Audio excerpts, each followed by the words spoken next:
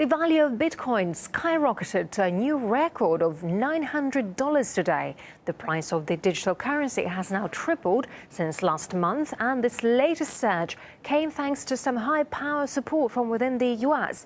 Let's now discuss this more with RT's Katie Pilbeam. She joins me now here in the studio. Hi there, Katie. So amazing growth, and it's going from strength to strength. Yeah. Tell us more, please. A lot of this is because of what's been spoken about in the US Senate, ironically, in the last couple of days.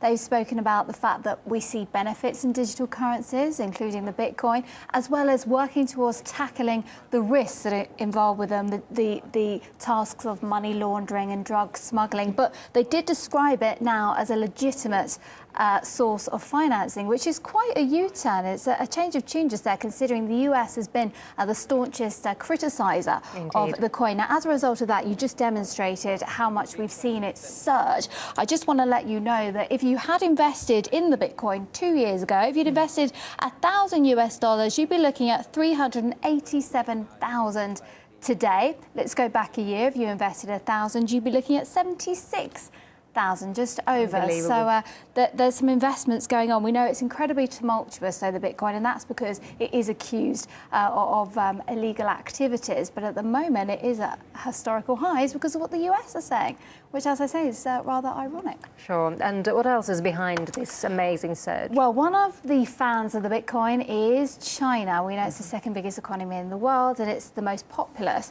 and so much so that it's been used in real estate transactions recently. They've given it the thumbs up. We know that Chinese people traditionally are savers. They're saving their money in Bitcoins as well. So this is rather encouraging that China are using this as a source of payments.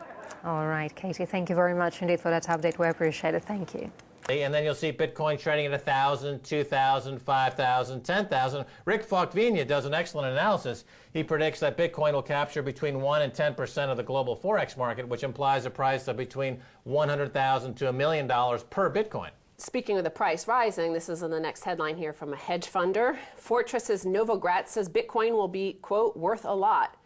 And this is Michael Novogratz. He's the chief investment officer for Fortress Investment Group, which is a $55 billion hedge fund. And he says, put a little money in Bitcoin, come back in a few years, and it's going to be worth a lot. Right. Well, we became aware of Bitcoin when it was about $1 a Bitcoin. We recommended it to viewers of Kaiser Report when it was $5 a Bitcoin. And it's been the best performing asset in the world, bar none. But this Fortress gentleman mentions he's a hedge fund and a private equity fund manager, and he understands that Bitcoin is now an asset class. Stocks, bonds, gold, silver, real estate, Bitcoin. It is an asset class. So every single one of those 10,000 hedge funds in the world who control trillions of dollars will need exposure to Bitcoin if they want to remain competitive. That's the bottom line. So these hedge funds will start nibbling into Bitcoin, and of course Barry Silbert's Second Market in New York has the Bitcoin Investment Trust, or BIT, that makes it easier for them to buy into Bitcoin. They will start outperforming their peers, and then their peers will have to get into Bitcoin as an asset class, and that's when you'll see the move into 5 and 6 digits. Now, Novogratz says the reason why he sees it becoming worth so much is because of it growing as a payment system, displacing credit cards and PayPal and the likes of this, especially in the developing world, he says. So this is what we see in this next headline, Bitcoin Currency 2.0, and this is from Deloitte. And they mention the fact that it is growing widely across Kenya. For example, it's being integrated with the M-Pesa system, which is already a system of paying for goods and services with a mobile phone. So Bitcoin is being integrated into that system. In China, you have Baidu accepting Bitcoin. If Bitcoin were to achieve the mainstream adoption some believe it is capable of, the implications to retail banking would be seismic, with declining demand for traditional banking services like cash storage, payment, balance checks, international transfers, and foreign exchange, to name a few.